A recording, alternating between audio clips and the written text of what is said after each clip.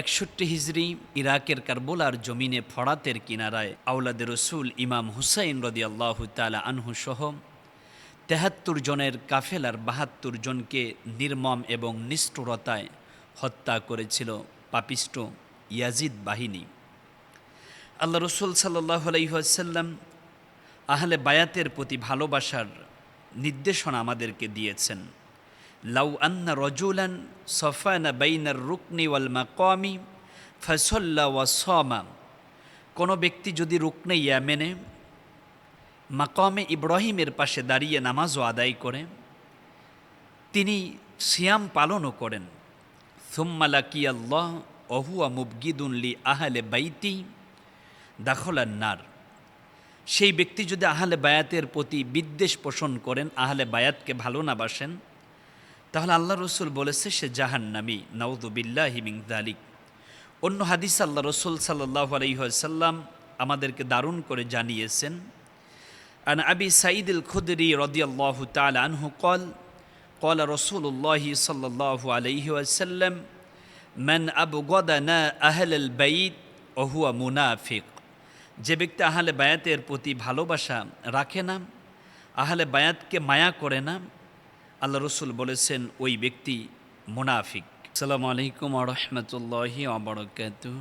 ইন্নাল হামদুলিল্লাহ ওয়াসসালাতু ওয়াসসালামু আলা রাসূলিল্লাহ মাল্লা নাবিয়্যা বাদা। হিজরি সনের প্রথম মাস মুহররম। মুহররমের ব্যাপারে আল্লাহ রাব্বুল আলামিন কুরআনুল হাকিমের ভিতরে খুব চমৎকার করে কথা বলেছেন। ইন্না ইদ্দাতাশ শুহুরি ইনদাল্লাহ ইসনা আশারা শাহরান ফি কিতাবিল্লাহ ইয়াউমা খালাকাস সামাওয়াতি ওয়াল আরদ মিনহা আরবাআতুন হুরুম। সৃষ্টি শুরু থেকেই মাস গণনার দিক থেকে 12টি।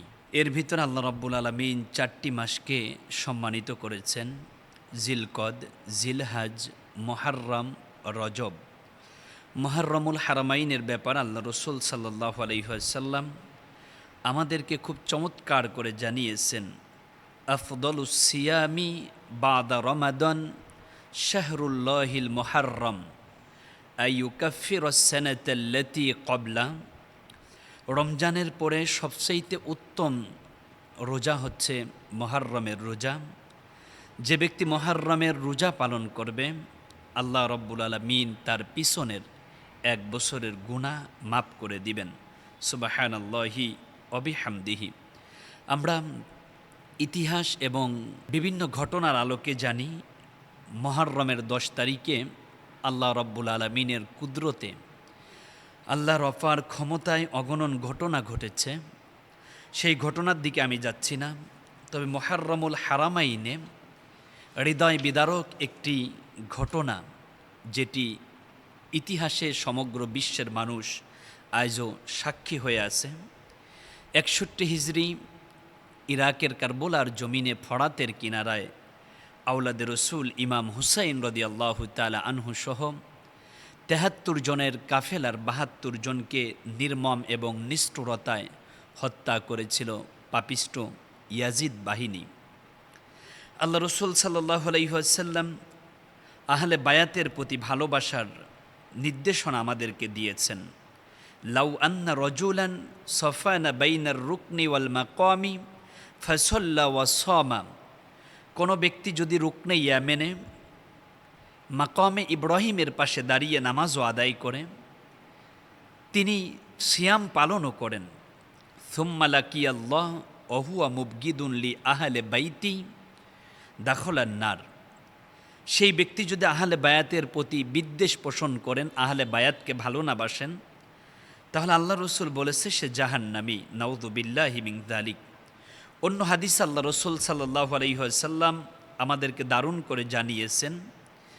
আন আবি সাঈদ আল খুদরি রাদিয়াল্লাহু তাআলা আনহু قال قال رسول الله صلى الله عليه وسلم من أبغضنا أهل البيت وهو منافق, যে ব্যক্তি আহলে বায়াতের প্রতি ভালোবাসা রাখে না, আহলে বায়াতকে মায়া করে না, আল্লাহ রসুল বলেছেন ওই ব্যক্তি মুনাফিক, নাউযু বিল্লাহি মিন যালিক। আল্লাহ যেন আহলে বায়াতের প্রতি ভালোবাসা, আহলে বায়াতের ভালোবাসার মাধ্যমে আমাদেরকে পূর্ণ ঈমানদার হিসাবে কবুল করেন। আমিন। আজ আমি যে বিষয়ে কথা বলবো তা হচ্ছে আল্লাহ রসুল সাল্লাল্লাহু আলাইহি ওয়াসাল্লামের অফা মুবারাকের ৫০ বছর পর ইরাকের কারবালার প্রান্তে ফরাত নদীর কিনারায় ক্ষমতার জন্য পাপিষ্ট ইয়াজিদ আওলাদে রসুল ইমাম হুসাইন সহ নবী পরিবারকে যে নৃশংসভাবে নির্মম এবং নিষ্ঠুরতায় হত্যা করেছিল তার হৃদয় স্পর্শী বিস্তারিত ঘটনা আমি আপনাদেরকে জানানোর চেষ্টা করব ইনশাআল্লাহ বিমাশিয়াতিল্লাহ অবিফাদলিল্লাহ। আল্লাহ রসুল সাল্লাল্লাহু আলাইহি ওয়াসাল্লাম আসরের নামাজ শেষ করে সাহাবীদেরকে নিয়ে বসে আছেন। হঠাৎ করে আল্লাহর হাবিব চোখের পানি ছেড়ে দিয়ে কান্না শুরু করলেন। সাহাবীরা বললেন, লিমা তাবকা ইয়া রাসূলাল্লাহ, নবী গো আপনি কেন কাঁদতেছেন?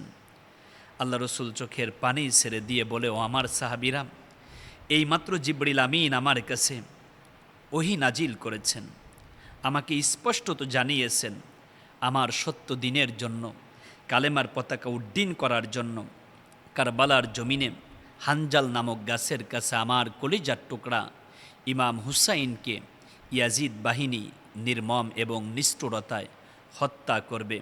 হুসাইনের পক্ষে যারা থাকবে তারা হবে শহীদ, আর আওলাদ রসুল ইমাম হুসাইনকে যারা হত্যা করবে তারা হবে পাপিষ্ট খুনি। আমরা ইতিহাস জানি, সেখান থেকে নিয়ে আল্লাহর হাবিব সাল্লাল্লাহু আলাইহি ওয়াসাল্লাম আরও চমৎকার করে জানিয়েছেন, হালাকু উম্মতি আলা ইয়াদাই গিলমাতিম মিন কুরাইশ, কুরাইশ বংশের যুবকের হাতে আমার কলিজার টুকরা ইমাম হুসাইনকে হত্যা হতে হবে, আমার কলিজার টুকরা ইমাম হুসাইনকে জীবন দিতে হবে। এ হাদিস বর্ণনার পরে আল্লাহর পেয়ারা রসুল সাল্লাল্লাহু আলাইহি ওয়াসাল্লামের কলিজার টুকরা সাহাবী, সবচাইতে বেশি হাদিস যিনি বর্ণনা করেছেন সাইয়েদিনা হজরতে আবু হুরায়রা রাদিয়াল্লাহু তাআলা আনহু, তিনি আল্লাহর কাছে সবসময় দোয়া করতেন, আল্লাহুম্মা ইন্নী আউযু বিকা মিন রাসিদ সিত্তিনা ওয়া ইমারতি সিবিয়ান, আল্লাহ তুমি ৬০ হিজরির ওই শাসকের থেকে আমাকে হেফাজত করো, নিরাপদে রাখো।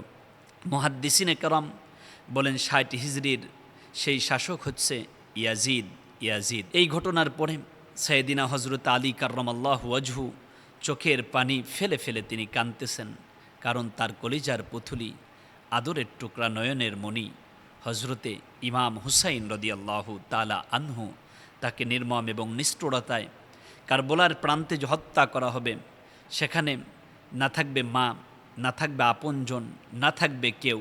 আহারে ক্ষমতার জন্য মানুষ এত পাশবিক নির্যাতন নৃশংসভাবে আমার হুসাইনকে হত্যা করবে। হজরতে আলী কাররামাল্লাহু ওয়াজহু তিনি কোনোভাবেই নিজেকে মানাতে পারতেছেন না। এরপরও দিনের জন্য আওলাদ রসুল ইমাম হুসাইন কোরবান হবেন, তবুও বাতিলের কাছে মাথা নত করবেন না।